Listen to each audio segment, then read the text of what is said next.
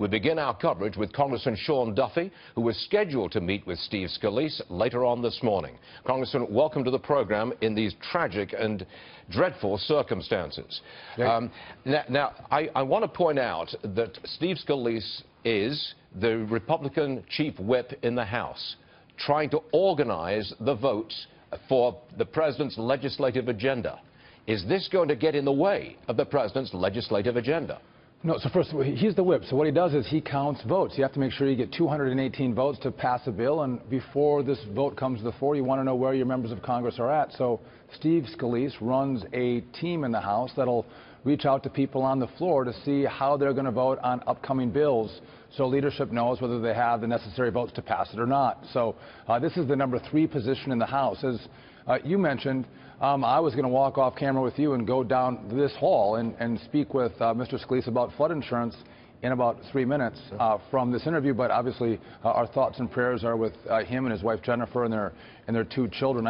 Stuart, just quickly, I'll get back to the agenda, but I think every spouse who sends their loved one to Congress is so fearful that they're going to get a call like this that Jennifer Scalise got this morning, that the rhetoric that's taken place, the threats that have taken place over the last several months would actually come to pass in a violent act. Now, you said this before. Earlier this morning, you were on Fox and Fox Business, and I heard you.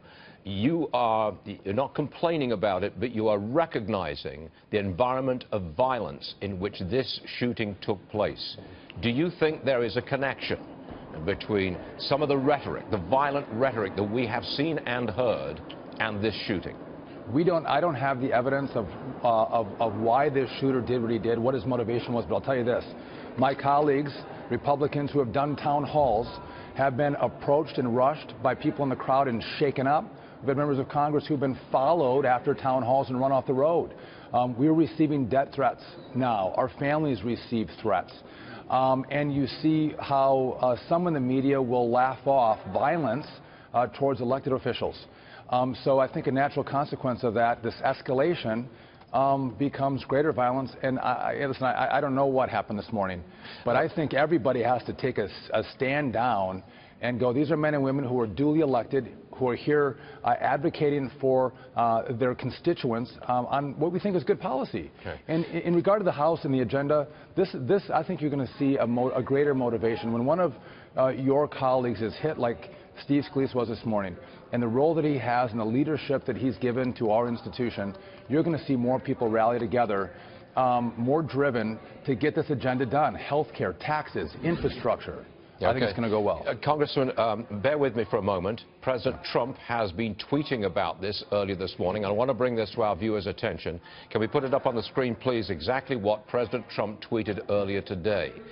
Steve Scalise, Representative Steve Scalise of Louisiana, a true friend and patriot, was badly injured but will fully recover.